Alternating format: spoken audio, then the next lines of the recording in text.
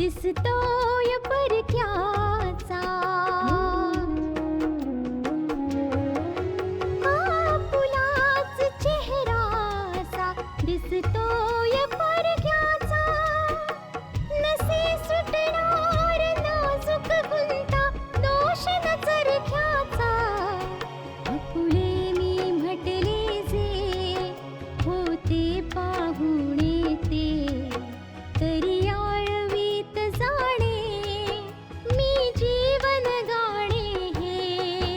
रेखा ही भाग्याची, रेखा ही भाग्याची, रेखा ही भाग्याची, रेखा ही भाग्याची. आतापर्यंत आपण पाहिलं आशा एका हल्ल्यात आपली स्मरणशक्ती हरवल्यानंतर हॉस्पिटलमध्ये ॲडमिट आहे. तिला हे माहीत नाहीये की तिचा पती अजय त्या हल्ल्यात मारला गेलाय. आशाचे वडील सोहनलाल आशाला आपल्या घरी आणू इच्छित आहेत कारण की त्यांना माहीत करून घ्यायचंय की आशाकडे कोणते पुरावे होते ज्याच्या आधारे सोहनलालवरती केस करू पाहत होती. आशिष सोहनलालशी बोलतो की तो आशाचा इलाज करू इच्छितोय आणि आशिष आशाला भेटायला हॉस्पिटलमध्ये जातो. आता पुढे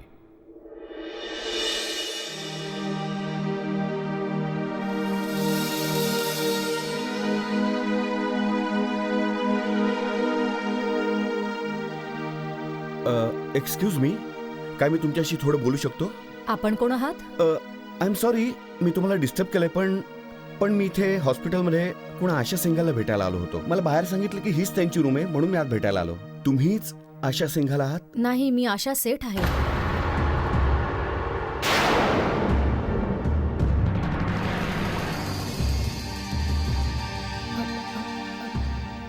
मला म्हणायचंय की लोक मला सांगतात की माझं नाव आशा सेठ आहे. मला सगळे सांगतात म्हणजे काय? तुम्हाला तुमचं नाव नाही माहिती? मला आठवत नाहीये काही. नाही, तुम्ही इतक्या शुअरली सांगितलं त्यामुळे मला वाटलं की तुम्हाला तुमचं नाव माहिती सुद्धा असेल. मला सुद्धा एका मिनिटाकरता असं वाटलं की मला सर्व काही आठवतंय आता, पण खरोखर तो माझा गैरसमजच होता. हो आणि परत मग ते अनोळखी सर्व काही. Okay, relax, no problem. हे असे प्रश्न तर तुम्हाला रोजच विचारले जात असतील नाही?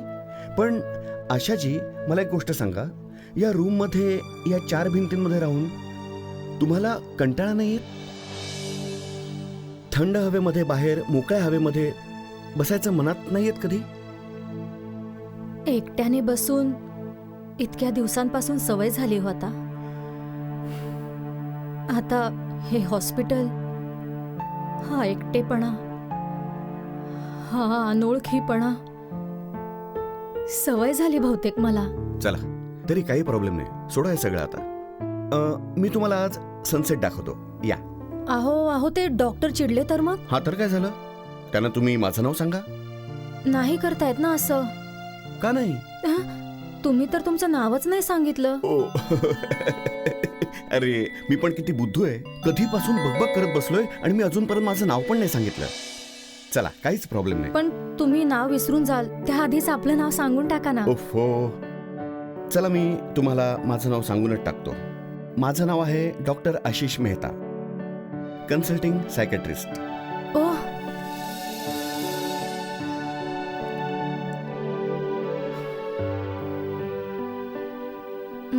माझा सनसेट. तुम्ही खरोखरच माझ्यासोबत याल? हो, का नाही? इतक्या दिवसांनी बाहेर जाण्याची मला संधी मिळते. तर मग जरूर जाऊया.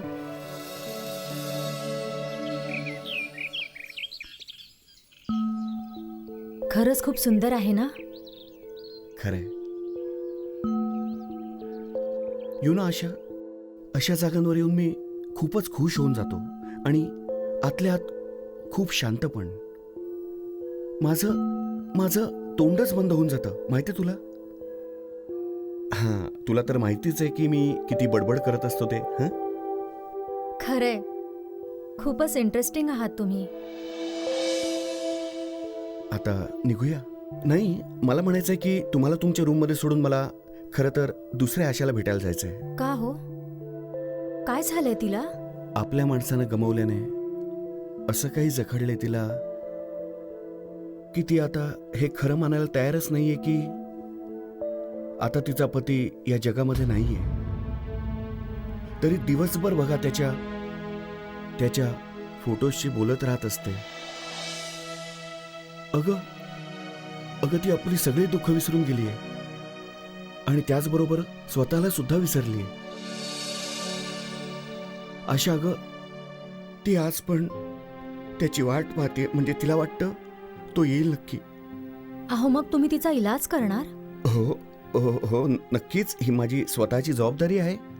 कारण की तिचा पती माझा खूप चांगला मित्र होता. आशा, मी तुम्हाला एक गोष्ट विचारू? हो, विचारा ना. काय तुम्ही मला मदत करू शकता?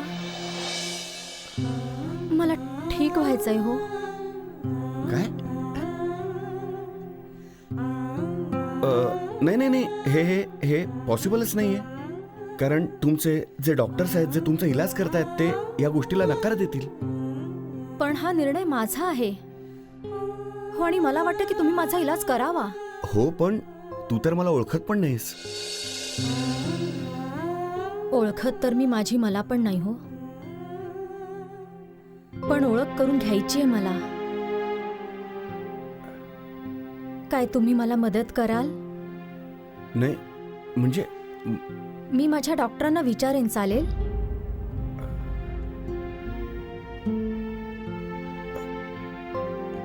हां,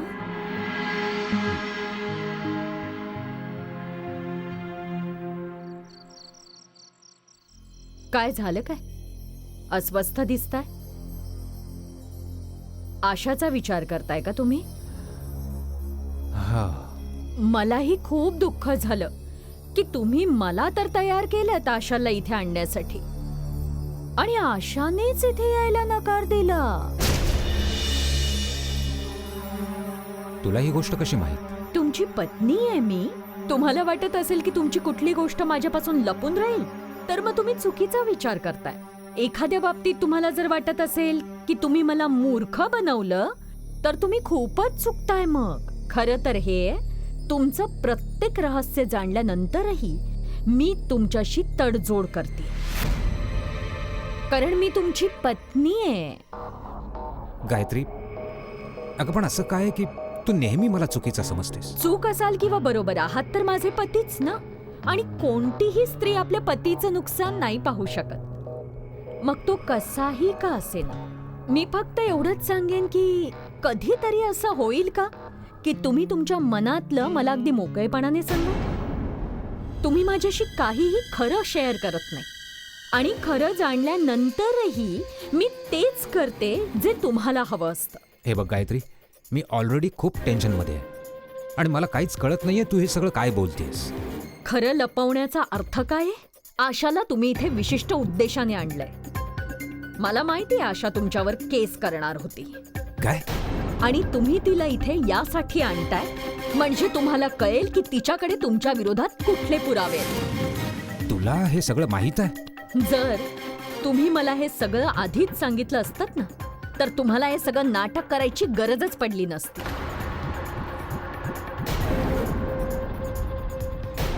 गायत्री, मी काय सांगू? मी तर फसलोय बघ. मी तर नेहमी नाती जपण्याचाच प्रयत्न केलाय आणि आता हीच नाती माझ्यासाठी अडचणी बनणार आहे. मला खरंच काही कळत नाहीये की मी काय करू. आशाला इथे आणणं तुमची मजबुरी आहे आणि आपल्यासाठी ते गरजेचं पण. तुम्ही आशाला इथे आणण्याआधी रितेशला घेऊन या. रितेश आला तर मग आशा येईलच. तुझं बरोबर आहे गायत्री. मी रितेशला इथे घेऊन येतो. आपला तर सगळा प्रॉब्लेमच सॉल्व्ह होऊन जाईल. जर इथं रितेश आला की मग आशाला आणणं आपल्याला सोपं होऊन जाईल.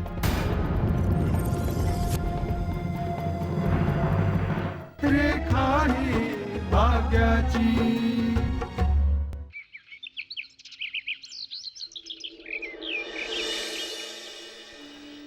बाबा,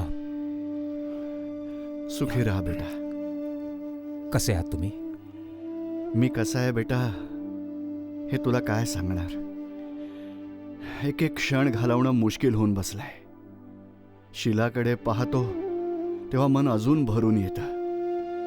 इतकी ठेच, इतका धक्का. बघ, तिने तर जणू आता अबोलाच धरलाय. बाबा, तुम्ही तिला समजावण्याचा प्रयत्न नाही केला? हा, जे पण सांगतो चुपचाप ऐकून घेते ती. काल तर रडायलाच लागली. काय तर म्हणाली, संतती समोर आहे आणि भेटायचं नाही मी. काय अर्थ आहे अशा जगण्याला. तेव्हा मी समजावलं. मी म्हटलं की बेटा, आशा हॉस्पिटलमध्ये आहे. तुला जेव्हा वाटेल जाऊन बघ तिला, भेटू शकतेस तिला. कोण नाही म्हणताय तुला. नक्कीच शीला आशिषचा विचार करून हे सगळं बोलत असणार. मी शीलाला आशिषला भेटण्यापासून थांबवलंय ना, कदाचित म्हणूनच. बेटा, कसला विचार करतोयस. बाबा, मी तिच्याशी बोलतो. मी समजावण्याचा प्रयत्न करतो तिला. बाबा, रितेश कुठे? रितेशला मी कामिनीकडे, म्हणजे मला म्हणायचंय त्याच्या आजीकडे पाठवलंय. पण बाबा, रितेशला मी माझ्याबरोबर घेऊन जाणार होतो. नाही बेटा, रितेशला कामिनीकडेच राहू दे तू. तो अजयचा मुलगा आहे. अजयची निशाणी आहे तो. नाही बाबा, मी रितेशच्या भल्यासाठीच सांगतोय. बेटा, भलं करण्यामध्ये एका आजीला तिच्या नातवापासून वेगळं करणं ठीक नाहीये. काही दिवस रितेशला तिथेच राहू दे. अच्छा, मी कामिनीला भेटायला जातोय. तू जरा शीलाला समजाव हा, आणि झालंच तर तिला धीरही दे. चलतो मी बेटा. अगदी व्यवस्थित धीर देतो शीलाला. त्यामुळे तिला नीट कळेल की आपलं तोंड केव्हा आणि कुठे उघडलं पाहिजे. त्या आशिषसाठी जरा जास्तच प्रेम उफाळून आलंय शीलाचं.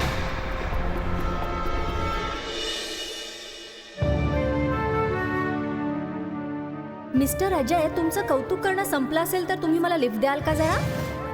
अगं, तुला एकदा लिफ्ट देऊन तर आयुष्यभराचा ड्रायव्हर झालोय मी. मला लेट होतोय, प्लीज चल ना तू.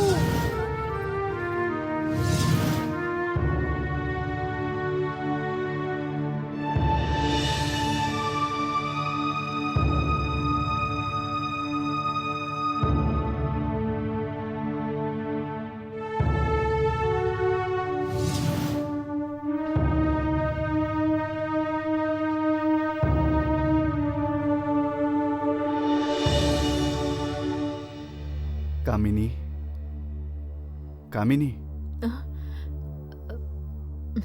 बस बस तू बेटा. सांभाळ तू आता स्वतःला. सांभाळ बेटा आता.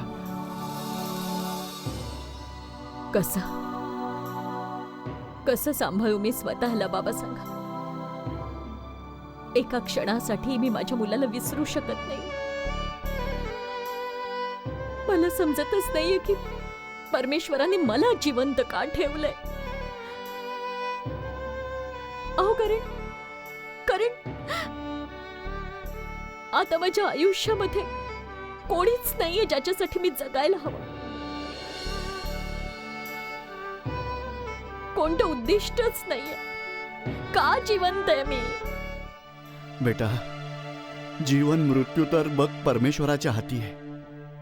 जे आयुष्य त्यानं दिलं आहे ते आयुष्य जगावंच लागणार. तो ज्याला बोलावू इच्छितो त्याला बोलावून घेतोच. मग तिथे कोणाचीही मर्जी नाही चालत.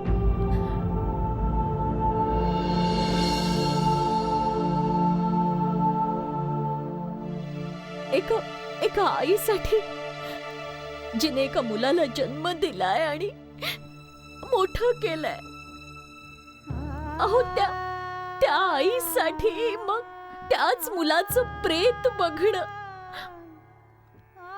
यापेक्षा मोठी शिक्षा काय असणार आहे त्याच्या आईसाठी बाबा? काय शिक्षा असेल? त्यापेक्षा भगवंताने माझ्या मुलाच्या ऐवजी मला घेऊन जायला हवं होतं बाबा. मी पण असाच विचार करतोय बेटा. अगं पण आपण विचार करतो तसं होतं कुठे बेटा? होतं तेच जे देवाला हवं असतं. तू आता बघ स्वतःला या दुःखाच्या पडछायेतून काढायला हवंस, आणि दुसऱ्या कुणासाठी नाही, फक्त रितेश करता. कशी कशी निघू मी या दुःखाच्या गर्तेतून? कशी विसरू ज्या मुलाला मी जन्म दिला होता? आज तो या जगात नाहीये बाबा. हे बघ बेटा, एका आईसाठी हे सर्वात मोठं दुःख आहे. मला पण तर हे दुःख आहे ना. मी हे दुःख मग कसं झेललं कामिनी सांग? हो, आणि बेटा काळजावर दगड ठेवून सगळं काही सांभाळतोय ना. आज अजय नाही राहिला आणि आशाला आधीचं काहीच आठवत नाहीये. मग रितेशला कोण सांभाळणार बेटा? कोण सांभाळणार ग? मला माहिती आहे तुला आशाबद्दल खूप साऱ्या तक्रारी आहेत कामिनी. ऐक बेटा, या घटनेला कारणीभूत ती नाहीये. हो, आणि जर तिच्याबद्दल विचारशील तर तुलाही माहितीच आहे की तिचंही ह्यामध्ये सौभाग्य हरवलंय. हो, आणि आता बघितलं जर तर आता आशाचा आधार फक्त तू आहेस, आणि तुझा आधार आशा आणि रितेश आहेत. तुम्हाला तर माहिती आहे ना बाबा की रितेशला माझ्यापासून दूर करणारी आशाच होती. नाही बेटा नाही, हा तुझा गैरसमज आहे. खरं तर हे आहे की आशा तर तुला तिच्या आईपेक्षा जास्त मानते. बघ, तिला तुझ्यापासून वेगळं नव्हतं राहायचं. वेगळं राहायचा निर्णय तुझा आणि अजयचा होता बेटा. मग त्यासाठी आशाला जबाबदार का समजतेस तू बेटा? आपले घाव तर प्रत्येकालाच ठाऊक असतात बेटा, पण दुसऱ्यांचे घाव कधी समजून घ्यायला पाहिजेत ना. माझ्या ह्या गोष्टीबद्दल जरूर विचार कर बेटा.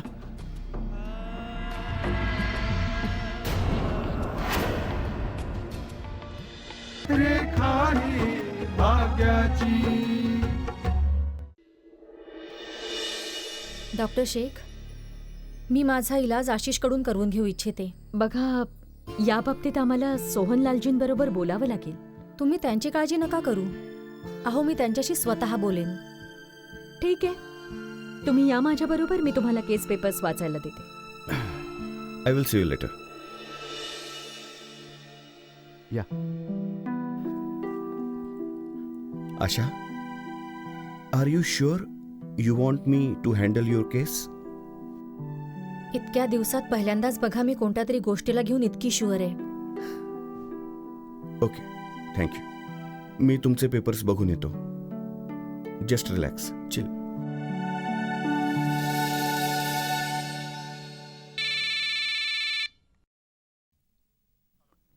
हॅलो. हॅलो मिस्टर मेहता, मी डॉक्टर शेख बोलतोय. हां डॉक्टर, बोला ना. अहो, तुमचा माणूस आला होता, आशिष.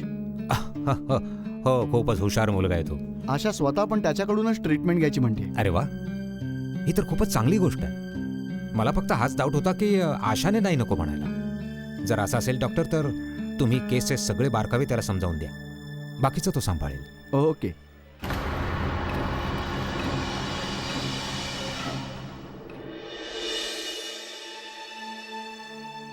हे बघ, तुला या गोष्टीचा त्रास करून घ्यायची काहीच गरज नाहीये की आई तुझ्या बाबतीत काय विचार करते.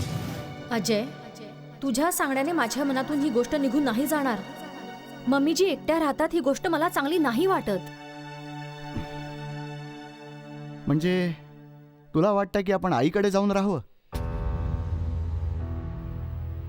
माहित नाही, मला ऍक्च्युली काही समजतच नाहीये. हे बघ, मी तुझ्यावर दबाव आणू इच्छित नाही की आपण आईकडे जाऊन राहावं. कारण जर आपण तिकडे जाऊन राहिलो तर तुझी प्रॅक्टिस डिस्टर्ब होईल. हे बघ, इथून कोर्ट जवळ आहे. तुलाच यायला जायला बरं पडेल ना आशा? आणि जर आपण तिथे जाऊन राहिलो तर तुला कोर्टात जायला 2 तास लागू शकतील. बरोबर आहे तुझं अगदी. पण अजय, तू मम्मीजींना हे का नाही सांगत की बघ त्यांनी आपल्या बरोबर इथे येऊन राहावं. अगं आई सुद्धा एक सोशल वर्कर आहे. ती सुद्धा तिथे कामच तर करते. तिच्या हजारो लोक ओळखी पाळखीचे आहेत. आई आपल्या बरोबर येऊन कशी राहील सांग. आणि मी तर मध्ये आहे. मी आई बरोबर राहू की तुझ्या बरोबर? अच्छा, तर मग जा ना तू. तुला कधी थांबवलंय मी? रेखा ही भाग्याची. अगं बाई, नाराज का होतीयस? मी तर माझ्या मनातली गोष्ट सांगत होतो. तसंही तुला माहितीच आहे ना, मी तुझ्याशिवाय राहू शकतो आणि ना तू माझ्याशिवाय.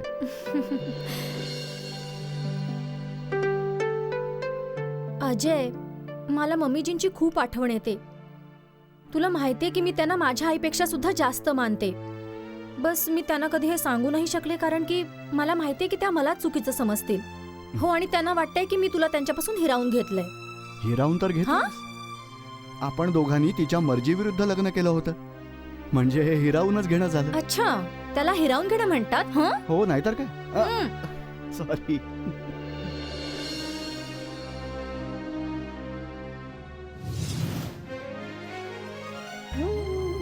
कोणी म्हटलंय ते खरंच आहे की मुलगा तोवरच आपला असतो जोवर त्याचं लग्न होत नाही. लग्नानंतर मुलगा 2 भागात वाटला जातो. आई आणि बायकोच्या मध्ये प्रेम वाटलं जातं. यासाठी आशालाच पूर्णपणे जबाबदार धरणं खरंच योग्य आहे का? आणि बाबाही तर खरंच सांगतायत की आज जर मी माझा मुलगा गमावलाय तर आशाने सुद्धा आपला नवरा गमावलाय. ती सुद्धा तिच्या आठवणी विसरून जगतीये ना. आणि दुसरं असं की आशा आणि रितेश माझ्याच मुलाच्या आठवणी आहेत. त्यांचा आधार मीच तर आहे आणि तेच माझा आधार. आता मी काहीही केलं ना तरी माझा अजय कधीही परत येणार नाही. कधीच परत येणार नाही. किरणांची कधीही साथ न सोडावी, अन आपुलीशी नाती जोडावी. का सोडून गेलंस मला बेटा? का सोडून गेलास? साथ न सोडावी, अन आपुली नाती जोडावी, नाती जोडावी, अन भाग्याच्या रेखानी आपुली जीवन नौका ओढावी. रेखा ही भाग्याची. रेखा ही भाग्याची. रेखा ही भाग्याची. रेखा ही भाग्याची. तू काय विचार करून आशाला भेटायला गेला होतास ही गोष्ट वेगळी आहे. अरे पण तू साधा एकदा सुद्धा विचार केला नाहीस की मी तुला स्वतःच सांगितलं होतं की मी डॉक्टरांशी बोलून तुला कळवतो म्हणून? सॉरी सर, पण मी स्वतःला थांबवू नाही शकलो. बघ, ती एवढी दुःख नाही सहन करू शकली. ती घर सोडून निघून गेली.